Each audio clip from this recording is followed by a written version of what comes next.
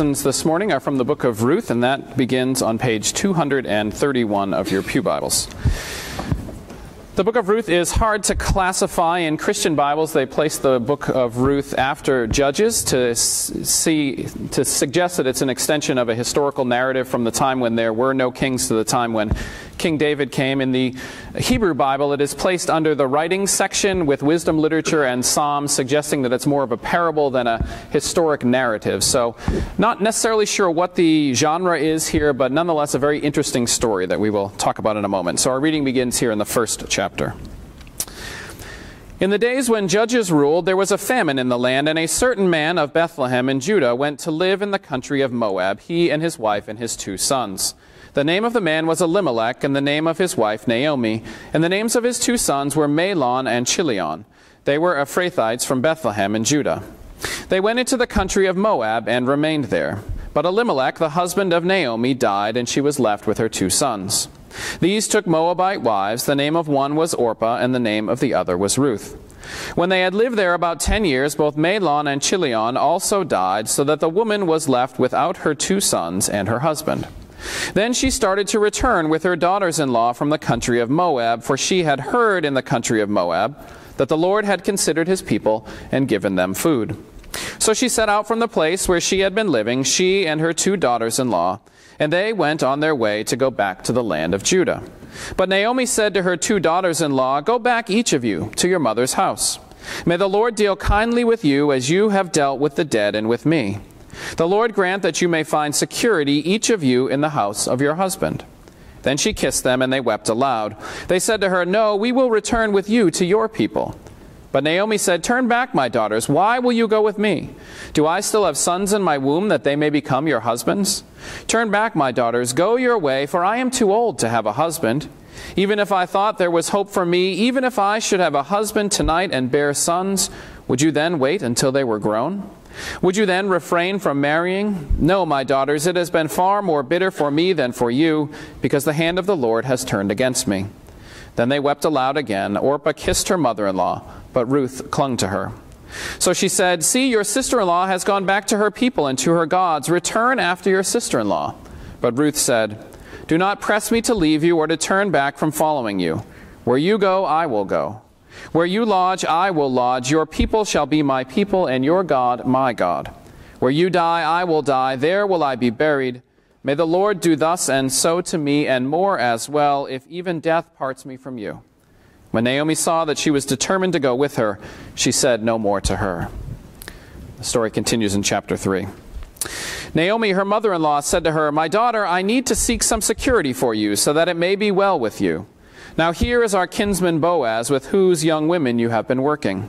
See, he is winnowing barley tonight at the threshing floor. Now wash and anoint yourself, and put on your best clothes, and go down to the threshing floor.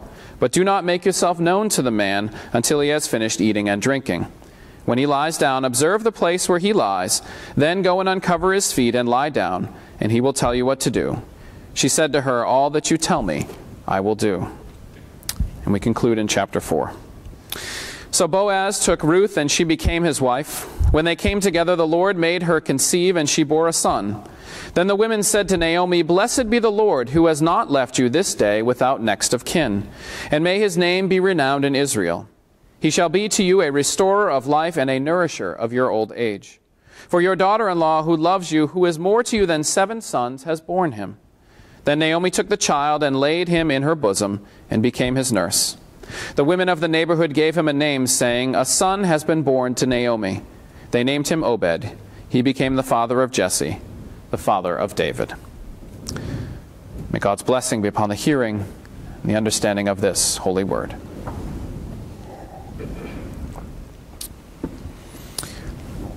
Amby Burfoot, an elite runner and writer for Runner's World magazine, penned an article about his experience last Sunday at what should have been the New York City Marathon, and I want to share a portion of it with you. He writes, "We were running on Staten Island with a 2-day-old group called New York Runners in Support of Staten Island. I had fallen in with one of the more modest pace teams, one intent on running just 3 to 4 miles to an emergency distribution point before we turned around and returned home. Others had set out for more distant parts, 7 miles from the Staten Island ferry terminal. All of us were carrying heavy bags and backpacks laden with supplies. We quickly learned that the topography was uphill for several miles from the ferry terminal. The hills and extra weight fatigued us faster than we had imagined. Still, we were mostly running up the final hill to Michael Petridis' school where we would disperse our goods. Oops, a problem. There's nothing going on at the school. One security guard, no FEMA, no Red Cross or other emergency helpers. We were tired and lost on Staten Island and still carrying our loads, me and the approximately 100 other runners in my group. We thought we had reached the finish line. Instead, we were in the middle of nowhere. Our leader, Sherry, got on the phone while running back and forth to herd us together on the sidewalk. Please understand that this is a very fluid situation, she said. The needs keep changing. Our mission is to get it to the hardest hit sections. There's one in Newdorp, about 3 to 4 miles from here. 3 or 4 more miles? I waited for the whines and groans, but heard none. Sherry started walking up the long hill ahead. We all followed close behind her. I heard a woman speaking in an Australian accent and asked how she was doing. Yvette had that typical Aussie tough girl attitude. I'm feeling okay, she said. The people out here have it way worse than we do. Just ahead, I spotted the smallest person in our group. She was also carrying the largest backpack, crammed with sweaters and sweatshirts. Fritzy's her name, I soon learned, perfect for a 73-year-old, 5'2", 120-pound dynamo. We can't turn back now, she said with a smile. We've gone this far. Besides, running the marathon next year will be a piece of cake compared to this. Burford's story is just one of hundreds from last Sunday. Estimates are that over 500 runners hopped a ferry to Staten Island, choosing to let their months and months of difficult training go for naught, to instead run supplies of water, T-shirts, Mylar blankets, energy bars, ponchos, you name it, along with spirit and hope and goodwill to all those who were devastated by Hurricane Sandy. It was, I think we can all agree, an example of humanity at its best. And as such, it falls right in line with that story we read in Ruth's book this morning. So Ruth's quite a book, isn't it? But not one that you're probably overly familiar with. So allow me to offer you a Cliff's Note version of what you just heard. Elimelech was a man from Bethlehem, married to Naomi, and together they had 2 sons, Mahlon and Chilion. As the story begins, we learn that there is a famine in the land of Bethlehem. Ironic, because Bethlehem means house of food. Nonetheless, a famine has hit the land, and this forces Elimelech and his family to flee to the land of Moab, the land of Israel's bitter enemies. Yet despite this, it appears that Elimelech and his family are welcomed into this place that will become their new home. But unfortunately, things do not go well once they arrive there, as Elimelech dies, and then his sons, who have married 2 Moabite women, Orpah and Ruth, die as well. This leaves Naomi, an Israelite in a foreign land, alone with her 2 Moabite daughters-in-law. Now this really puts Naomi in a compromising position, as she is a woman, marginalized by widowhood, the loss of male heirs, and her foreign birth. Or as another author puts it, any woman who was not attached to a male was at the mercy of the economic and social forces that could very easily engulf her. Thus, this leaves Naomi with no choice. She has to head back home. Upon hearing this, however, Orpah and Ruth refuse to leave their mother-in-law. Naomi then, reminding the women that she has no more children for them to marry, urges the women to stay in Moab, within their own culture, to be able to worship their own gods. Orpah reluctantly agrees, but Ruth will have nothing of it, as she pledges her eternal allegiance to Naomi and Naomi's God. So let's fast forward a little bit. Ruth and Naomi now are back in Bethlehem and obviously struggling as any 2 widows would. Ruth decides to go to a local farm to take advantage of the law as stated in Leviticus that farmers must not harvest some of their fields to allow the poor to glean from it. So Ruth's motives are to gather food, but also perhaps to get a man to take some notice of her, and maybe to give her and Naomi the protection that they were looking for. It just so happens then that Ruth ends up in the field of Boaz, her father-in-law Elimelech's relative, and Boaz does take notice.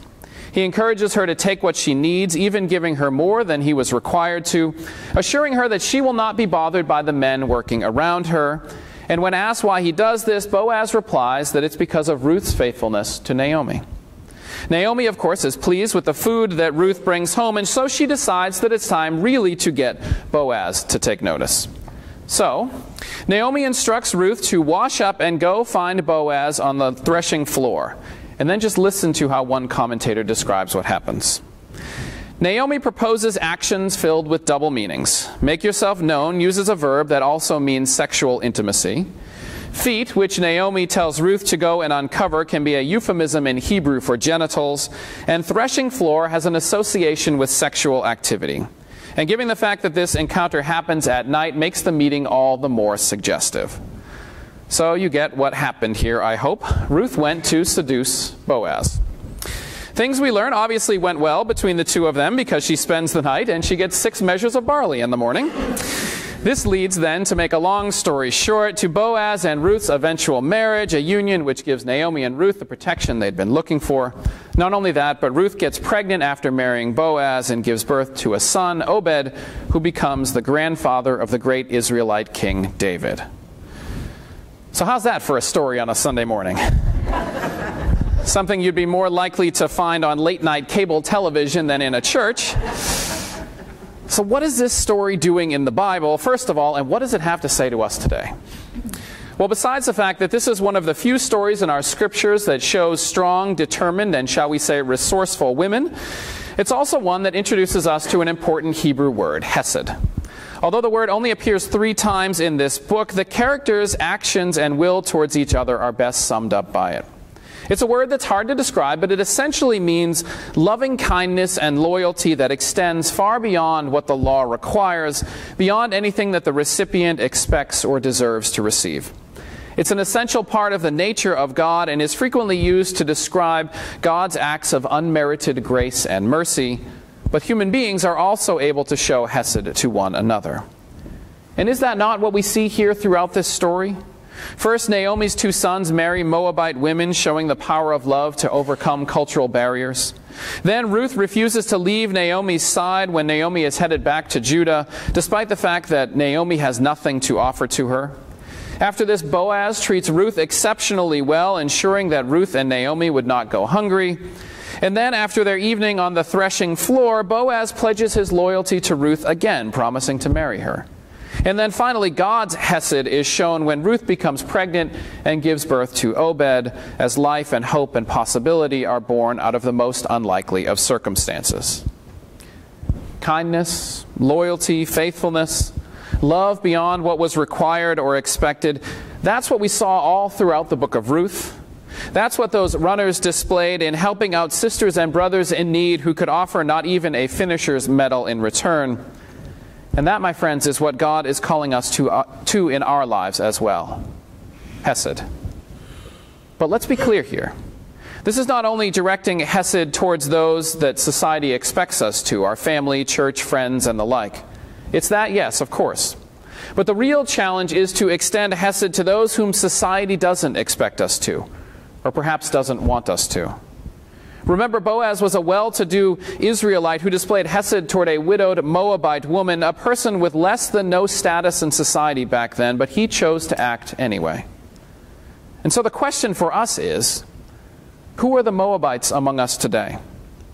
Who are those people in our lives, or more accurately, probably on the fringes of our lives, whom we in society see no problem overlooking? Who are those right in front of us that we choose not to see? Who are the ones that are hard to love and the ones that no one seems to want to love?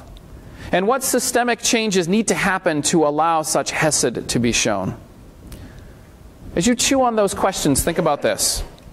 Could it be that with a little hesed shown in this way that God is poised to birth something pretty remarkable into the world through your actions? It may well be. After all, that Staten Island run was started by a Facebook group of just 8 runners. And here's one of what I'm sure are many responses to it.